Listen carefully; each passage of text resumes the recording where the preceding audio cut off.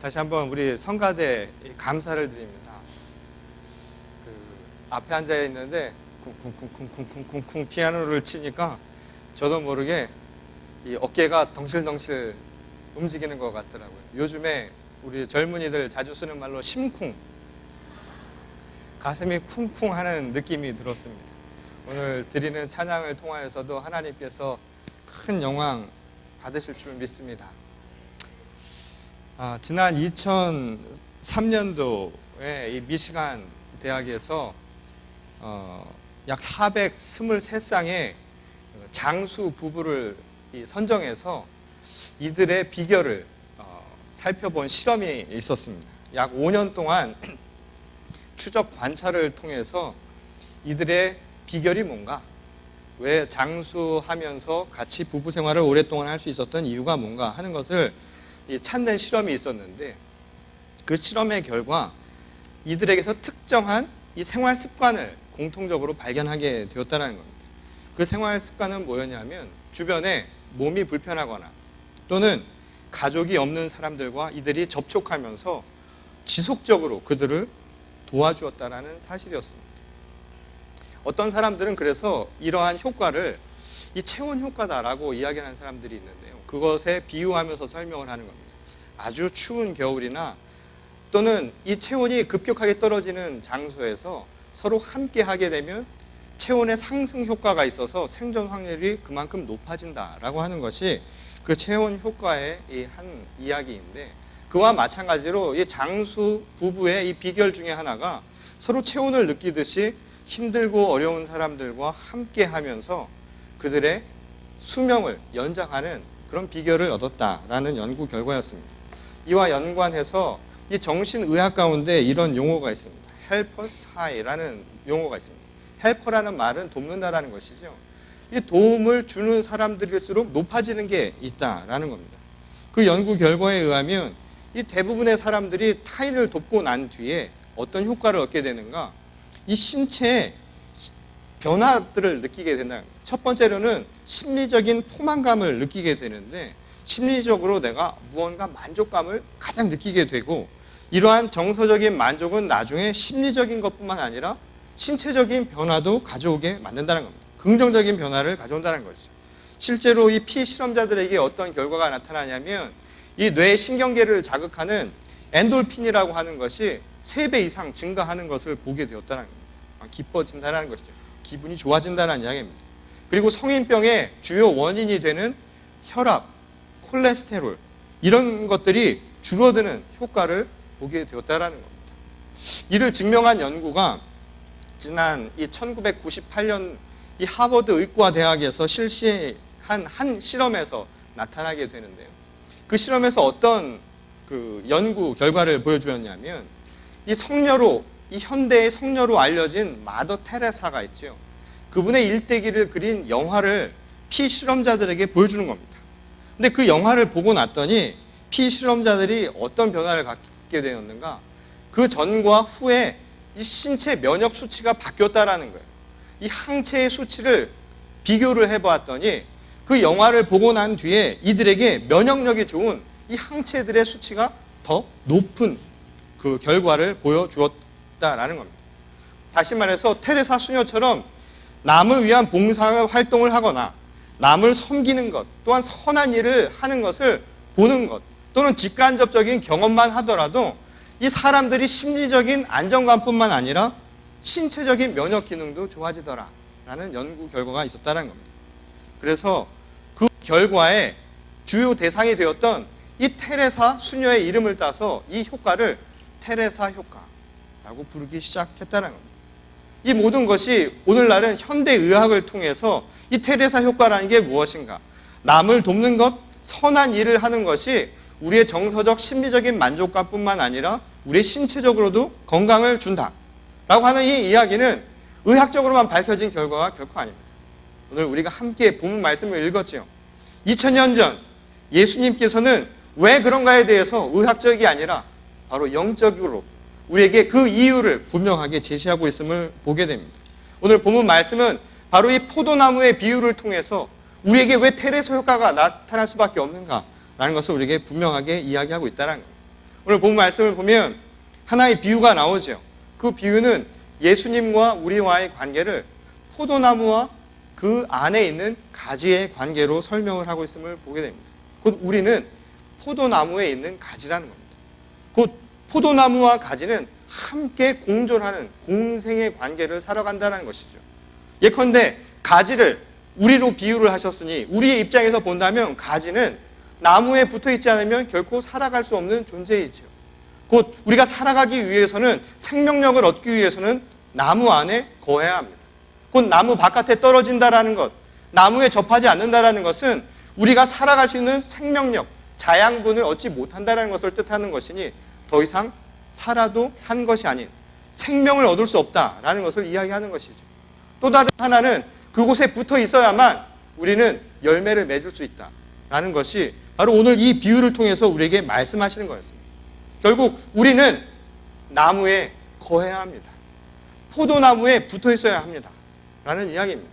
곧 예수 그리스도와 함께하는 삶, 그것이 우리에게 생명력 있는 삶이고 그것이 우리를 열매 맺게 하는 삶입니다. 이것이 바로 이 비유의 핵심이라는 것이죠. 근데 이 가지의 입장으로 한번 생각을 해보면 가지가 나무에 붙어 있지 않는다, 떨어진다라고 하는 것은 무엇을 의미하는 걸까요? 우리가 이 심리학적 용어 중에 소외라는 말이 있습니다. 철학적인 용어이기도 하죠. 소외된다. 여러분, 소외된다라는 말은 영어로는 alienation이라는 말을 쓰죠. 떨어진다라는 겁니다.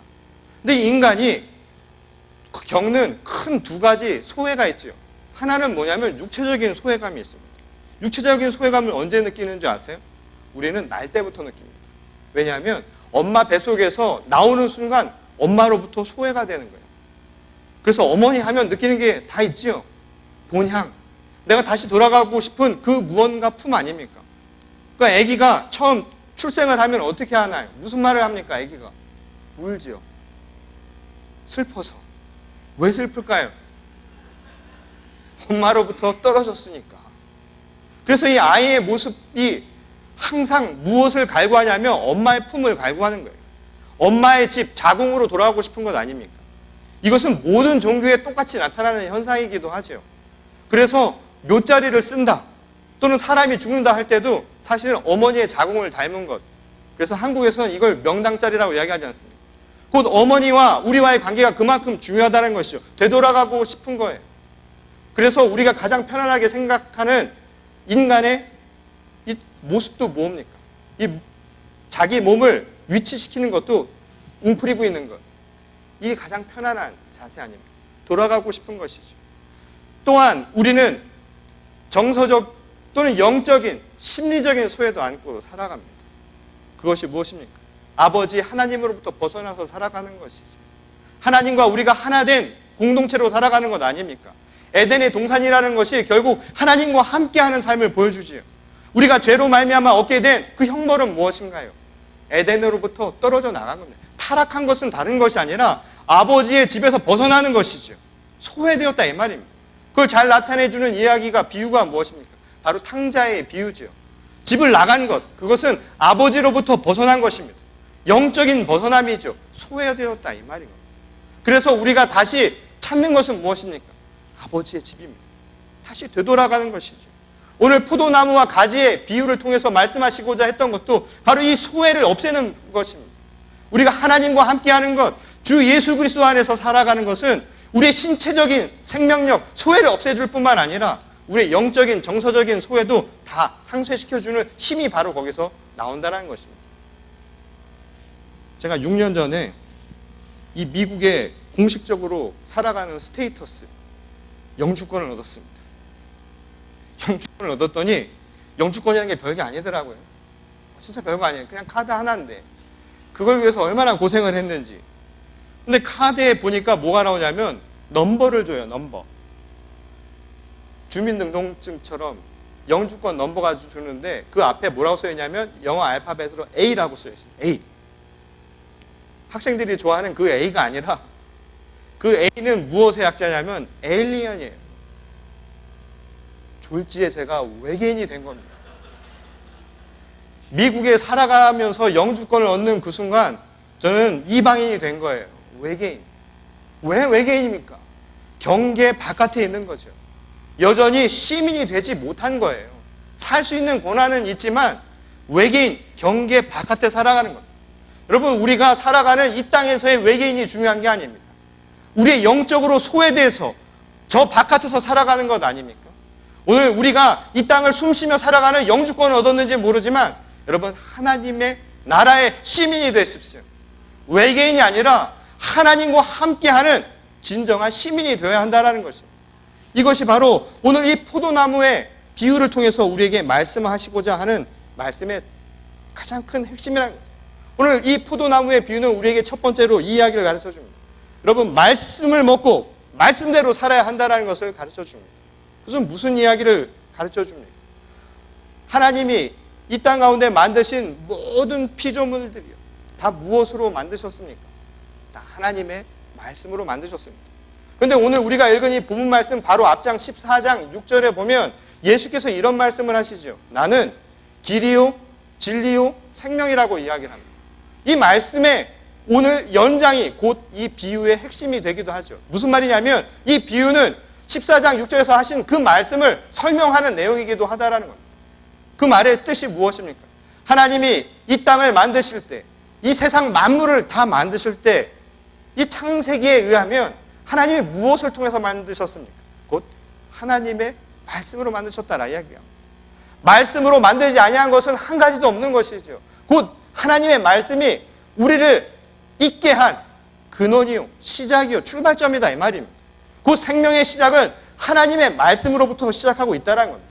그런데 요한복음 1장 14절 말씀에 의하면 예수께서 자기 스스로를 말씀하실 때 이런 이야기를 하시죠. 나는 말씀이었다고. 무슨 말입니까? 그 말씀이 오늘 육신의 옷을 입고 이 땅 가운데 오신 겁니다. 그분이 누구입니까? 바로 예수님이라는 이야기입니다. 그러니 예수님이 곧 말씀이라는 사실은 우리에게 중요한 사실을 가르쳐 주죠. 그분이 모든 것의 시작이요, 모든 것의 출발이요, 근원임을 가르쳐 주고 있다는 겁니다. 여러분, 모든 만들어지는 제작품들은 그것을 제작하기 위해서 필요한 제품 설명서라는 게 다 있습니다. 제품 설명서는 그것을 만든 매뉴얼이죠. 그것이 어떻게 만들어지고 어떻게 이용되어야 하는가 하는 제작 설명서라는 겁니다. 곧 하나님이 지으신 이 땅은 하나님의 말씀이 곧 우리 가운데 제작 설명서 아닙니까? 곧 예수님이 이 육신의 옷을 입고 왔다라고 하는 것은 그분이 보여준 말씀 하나하나가, 그분의 보여주신 행동 하나하나가 우리들이 따라야 할 삶의 표본이요, 삶의 기준임을 보여준다 이 말인 겁니다. 그런 의미에서 그분이 삶의 길이요, 진리요, 생명인 것은 지극히 당연할 수밖에 없다라는 겁니다. 그러니 오늘 이 하나님의 말씀으로 창조된 우리들이 따라야 할 것이 무엇입니까? 여러분, 말씀을 먹고 살아야 한다는 겁니다. 말씀대로 살아야 할 것 아닙니까? 이것을 잘 보여주는 사건이 있었죠. 예수께서 잡히시기 전날 밤에 제자들에게 떡을 떼면서 주신 말씀이 무엇이었습니까? 이것을 받아 먹으라 라고 이야기를 합니다. 이 떡을 받아 먹으라, 그리고 나를 기념하라 하고 말씀하셨습니다. 주님이 주신 그 떡은 무엇이었습니까? 자신의 몸이었습니다. 곧 예수님이 주신 그 몸은 무엇이었을까요? 말씀입니다. 우리가 먹어야 할 것은 다른 것이 아니라 말씀이신 그분의 몸, 그 말씀을 먹으라는 것이죠. 그러니 오늘 외계인이 아니라 하나님 나라의 자녀로, 시민으로 사는 것은 다른 것이 아닙니다. 말씀을 먹고 살아야죠. 오늘 육신이 살기 위해서 먹어야 할 것은 무엇입니까? 밥을 먹고 살아야 될 것 아닙니까? 꿈만 먹고 살 수 있습니까? 가끔씩 산소를만 마셔도 된다는 분입니다. 아침 이슬만 먹고 살 수 있습니까?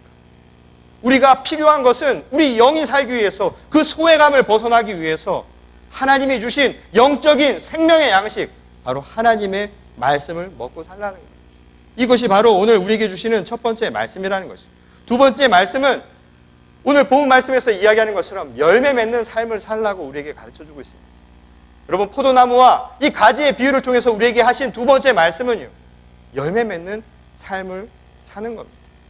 오늘 본문 말씀에 나타난 것처럼 우리가 그 가지가 되어서 하나님의 포도나무 가운데 그대로 거하면 우리 안에 열매가 맺혀지는 것은 당연한 결과라는 말씀입니다. 실제로 갈라디아서 5장 22절에서부터 23절 말씀을 보면 이런 이야기가 나오죠. 성령의 열매에 대한 이야기가 나옵니다. 곧 9가지 열매들, 우리가 성령을 통해서 얻을 수 있는 하나님의 말씀을 먹고 자라난 성령의 사람들이 맺게 될 9가지 열매에 대한 이야기를 합니다. 그 이야기들 있죠. 사랑과 기쁨과 화평과 인내와 절제, 그리고 친절과 선함과 신실과 온유와 같은 것들이 바로 우리가 맺을 수 있는 성령의 열매라는 겁니다.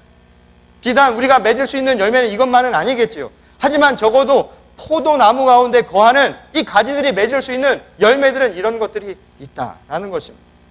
그런데 말이죠, 이 성령의 열매, 이것이 갖는 특징들이 있다라는 겁니다. 그 9가지 성령의 열매가 우리에게 보여주는 특징이 뭔지 아십니까? 공통적인 한 가지가 있습니다. 그 열매는 그냥 안에 내재되어 있는 것이 아니라 밖으로 드러나기 마련이라는 겁니다.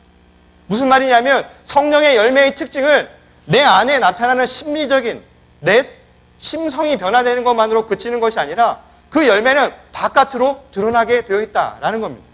여러분, 포도나무에 포도 열매가 맺혀지면, 그 가지에 맺혀지면 자연적으로 가지 바깥으로 열매가 나타나는 것처럼 성령의 열매가 우리 가운데 맺혀지면 선함이든 사랑이든 그 사랑의 열매는 세상 가운데로 드러나기 마련이라는 겁니다. 곧 타인과의 관계를 통해서 반드시 드러나야만 하는 것이고 또 드러날 수밖에 없다라는 것이 바로 그 말씀의 핵심이라는 것이죠.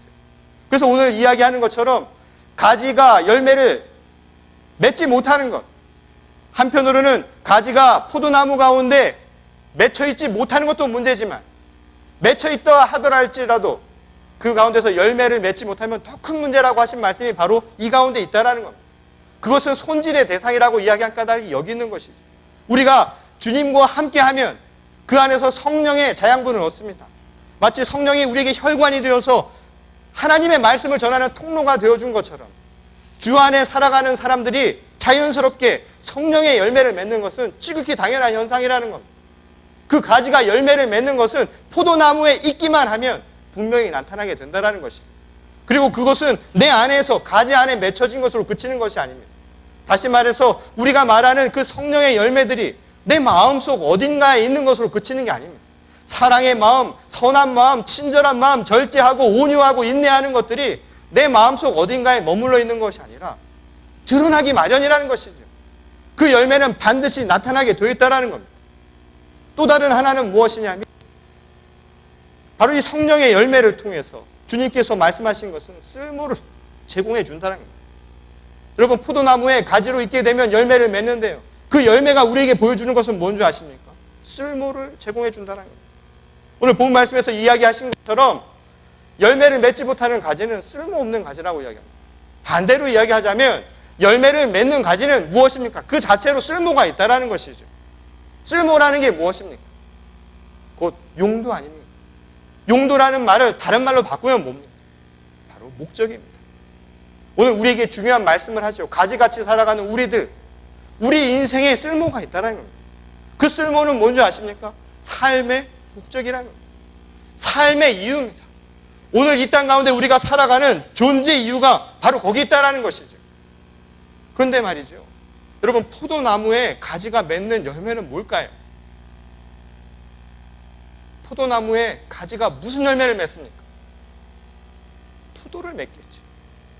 거기서 딴 거 열리지 않을 거 아닙니까? 오늘 우리도 마찬가지죠. 성령의 열매는 무슨 열매를 맺겠습니까? 당연히 성령의 열매, 그 열매 자체를 맺을 것 아닙니까? 오늘 하나님의 말씀을 먹고 살아가는 사람들이 맺는 열매는 무엇이겠습니까? 곧 하나님의 말씀, 그 자체가 우리에게 중요한 것이 된다는 겁니다. 그런 의미에서 우리가 살아가는 삶의 목적을 다시 한번 생각하게 되죠. 우리가 살아가는 삶의 목적, 존재 이유를 여러분은 어디서 찾았습니까? 내가 행여 무엇을 얻는 것, 어딘가에 올라가는 것, 무언가를 갖는 것이 내 삶의 목적이라고 알았다면 그것이 아니라는 것을 분명히 가르쳐주지 않습니다. 내가 무언가를 갖기 위해서 내 인생을 다 바쳤는데 내가 그것을 갖지 못했습니다. 내가 높은 자리에 올라가기 위해서 수없이 노력하고 땀 흘리고 그리고 노력을 했는데도 불구하고 나는 그 자리에 못 올라갔습니다. 나는 쓸모없는 인생입니다. 내 존재의 가치가 없습니다. 아이들에게 공부 못한다고 너는 쓸모없다라고 이야기하는 분들 있지 않습니까? 쓸모가 없습니까? 내가 인생에서 정말 살아갈 이유와 존재의 목적이 없냐 이 말입니다. 그런데 말이죠, 오늘 이 말씀은 분명한 사실을 우리에게 가르쳐주지 않습니다. 포도나무의 가지에 아름다운 새 한 마리가 앉았다고 생각해 보십시오. 포도나무 가지에 아주 휘황찬란한 금가루가 얹혀졌다고 생각해 보십시오. 그게 목적이 아니라는 겁니다. 거기에 앉았다 가는 새가 목적이 아니고, 거기에 묻은 황금가루가 목적이 아니라 가지의 목적은 열매를 맺는 겁니다. 오늘 우리들이 살아가는 우리들은요, 여러 가지 삶의 방식들은 다를지 모르지만 똑같이 우리 모두에겐 각각의 쓸모가 있다는 겁니다. 하나님이 주신 그 쓸모를 찾아서 우리는 살아가고 있다는 것이죠. 그리고 우리가 맺어야 할 그 열매는 다른 것이 아니라 성령의 열매, 우리 안에서 사랑과 그 선함과 인내함과 절제함과 같은 것들이 우리 가운데 나타날 때, 그것이 바로 우리 인생에서 우리가 맺을 수 있는 참된 열매라고 가르쳐주고 있는 겁니다. 오늘 그러한 열매를 맺고 계십니다. 근데 그 열매의 특징이요, 어떤 의미를 담고 있습니까? 그 열매는 생명을 살리는 것들 아닙니다. 누군가를 사랑하는 것, 누군가에게 내가 인내하고 참아주는 것, 누군가에게 함께 기뻐할 수 있는 것, 누군가를 선하고 친절로 대할 수 있는 것, 이것은 다 생명을 살리는 일이라는 겁니다. 성령의 열매는 그 생명의 열매예요. 하나님의 말씀은 우리에게 생명의 근원인 것처럼 그 말씀을 먹고 살아가는 우리들이 우리 삶 속에서 맺는 열매 역시도 서로를 살리는 생명의 열매가 되는 것은 너무나 당연하다는 것이죠. 마지막으로 이 성령의 이 열매를 통해서 우리가 알 수 있는 것은 무엇이냐 하면, 이 열매는 그저 혼자 맺어지는 것이 결코 아니라는 사실입니다. 여러분, 가지가 열매를 맺기 위해서는 밑에 가지가 도움을 줘야만 합니다. 가지가 붙어 있는 것도 중요하지만 얽히설키 얽혀있는 이 가지들이 서로 하나의 유기체가 되어서 서로에게 도움을 주지 않으면 결코 열매를 맺을 수 없다는 겁니다. 윗가지에 맺혀진 열매는요, 밑가지가 버팅겨주고 지탱해주고, 그리고 뿌리로부터는 열매를 함께 전해줘야만 윗가지가 열매를 맺는 법입니다. 제가 매년 5월만 되면 이설교를 하지 않습니까? 저희 교회 젊은 청년들 매년 졸업하고 떠나보낼 때마다 말씀을 드리는 건 아닙니까? 이들이 열매 아닙니까? 이들이 세상을 통해서 열매를 맺어야 할 존재들 아닙니까? 이들이 어찌 보면 이 포도나무의 윗가지 같은 존재들입니다. 그럼 우리는 뭐냐고요? 우리는 열매가 없냐고 묻습니까? 아니에요. 우리는 아래가지가 되어서 이 청년들 윗가지를 섬기는 겁니다. 그래서 함께 열매를 맺어가는 것이죠. 서로가 돕고 서로가 함께 하지 아니하면 결코 이 열매는 맺어지지 않는다라는 것입니다. 성령의 열매는, 그 생명의 열매는 혼자만의 것이 아니라는 겁니다. 서로를 향해, 서로를 위해, 그리고 서로가 맺어야 하는 열매가 바로 성령의 열매, 생명의 열매라는 것입니다. 누군가를 향한 그 사랑이요, 결국은 그 사람을 향한 열매로만 나타나는 것이 아니라 내 열매로 나타납니다. 사랑하는 사람은 기뻐지고, 또 사랑하는 사람은 사랑받는 사람보다 행복한 것 아닙니까?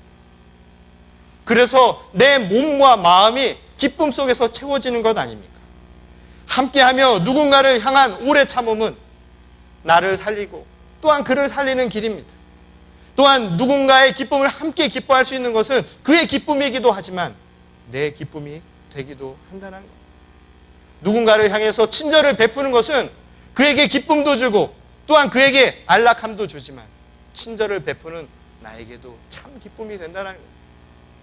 함께하며 체온을 유지하는 것이 생명 연장의 이유가 되는 거죠.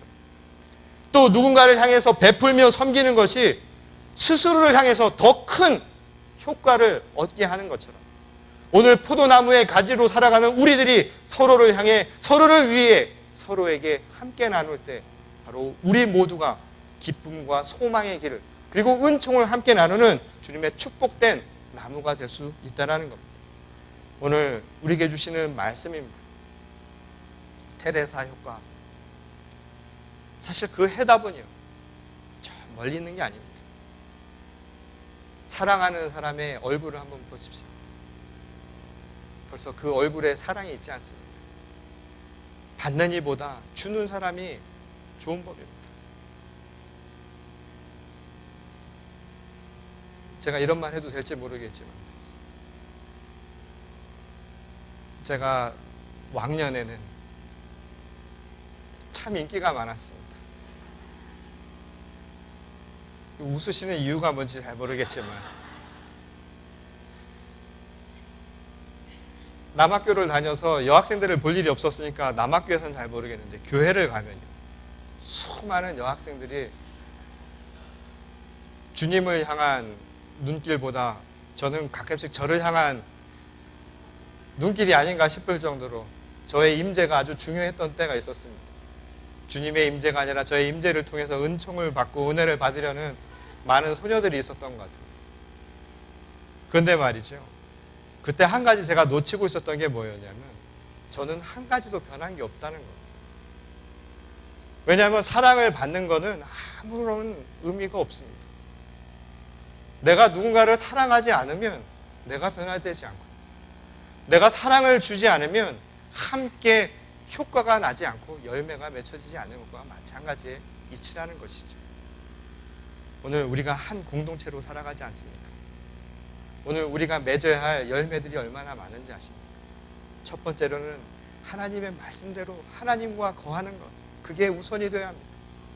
말씀대로 살아가는 우리 공동체가 되기를 바랍니다. 예수님의 말씀대로 사는 우리 공동체가 될 수 있기를 소망합니다. 그리고 더불어 그 안에 있을 때 함께 열매를 맺는 우리 공동체가 될 수 있기를 바랍니다. 서로를 향한 마음을 내어주고 그것을 통해서 섬기며 나누며 서로 가꾸고 안아주고 사랑할 때 바로 우리 가운데 진정한 열매가 맺혀지는 겁니다. 그리고 우리 공동체 안에서 그칠 이야기가 아닙니다.